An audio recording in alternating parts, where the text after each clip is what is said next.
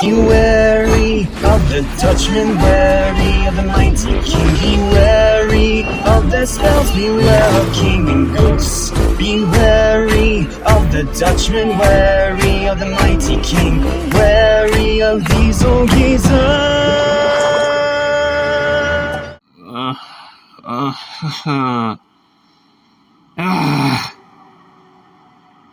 Here we are again. Another terrible SpongeBob episode, another infamously terrible SpongeBob episode, and yet another one that, just like Smooth Jazz at Bikini Bottom, is both a Patrick's a Prick episode and a Squidward torture porn rolled into one. Fan-freaking-tastic. Let's just get this over with.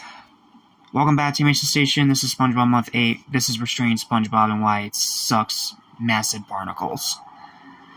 So, in this episode, SpongeBob ends up getting Squidward hurt inadvertently through a bunch of shenanigans, and after he ends up snapping, he comes back the next day with a literal restraining order on SpongeBob.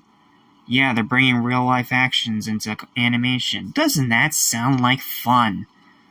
So that means that SpongeBob is not allowed within 100 feet of Squidward, and that makes their job a bit harder to do. So, what do these sadistic writers do? Use Patrick, of course! And the rest of the episode is Patrick being an annoying nuisance while trying to be the mediator between SpongeBob and Squidward at the behest of Mr. Krabs. And then, SpongeBob has to end up breaking up a fight between Squidward and Patrick, because Patrick thinks that since Squidward got stung by jellyfish and is now giant and swollen, he literally thinks that Squidward is a giant monster about to attack SpongeBob after he has a discussion with a button. Yeah, that's how far we've sunk, people. He's literally having a conversation with a button.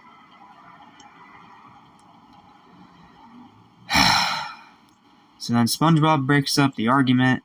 Squidward replaces SpongeBob's name on the restraining order with Patrick's, and Patrick just laughs to end the episode. That's it. That's literally all that happens.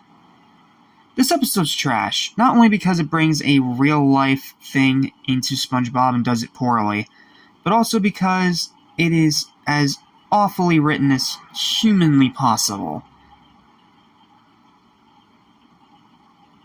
So, yeah, it's one of the worst episodes of the entire show, and for damn good reason. It is absolute, unwatchable trash. Final verdict is a 0. A 0 out of freaking 10. Making it, let me see.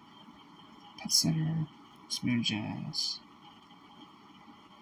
Our third 0 today.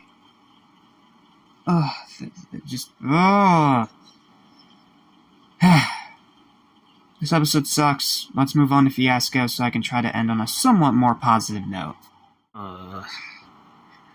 Okay, so this episode is way better than that other one, but it's still not good, man. Like, it's still just average at best. So, what's the plot? Well, this artist guy destroys a bunch of Krabby Patties, and he ends up making a Fiasco art, something that Squidward is a big fan of. And then, Plankton tries to steal this art, because of course he does. And then he gets immediately chased down by the cops, which literally chase him everywhere, which we'll talk about in a bit. That's how I had the episode, but we'll talk about it later. To the point where he then hides in SpongeBob's house.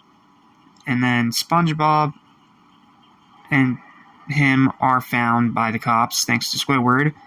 But because of absolutely no reason whatsoever, and even though it makes no sense to the plot to actually do this, Squidward is the one that ends up in jail. Yeah, Plankton gets away scot-free with thievery, and SpongeBob gets away with aiding and abetting. While Squidward, the one who actually called the cops there, is the one that's arrested. Call me crazy, but I think that's an allegory for something. If you know, you know. So what's the highlight of the episode? Well, no, it's not the Fiasco guy, even though it is kind of funny seeing him just randomly destroying Krabby Patties until it's revealed that it's artwork. But the actual highlight of the episode is the cops. The cops that chase Plankton, because they literally chase him through everything. They chase him down the street in their cars. They chase him through a movie theater by bursting through the screen. And then they literally chase him up into outer space. And they still chase him. And then those same 3 cops are the ones that are then called in by Squidward to get Plankton. But yet, for some reason, despite chasing them everywhere, they arrest Squidward. It's stupid. That part is stupid, but the cops are by far the one enjoyable element of this episode. Outside of that, it's boring average filler. Once again, 11 minutes of absolutely nothing happening. And I'm sorry to be so repetitive, but that's how so many of these episodes are in this season. Repetitive. Absolutely, just completely and utterly repetitive. So, final verdict for this one, 5 out of 10. Average, boring. And that's all I've got. That is all I've got for this episode. Thank you guys so much for watching. Please don't forget to like, share, and subscribe for more videos like this almost every single day.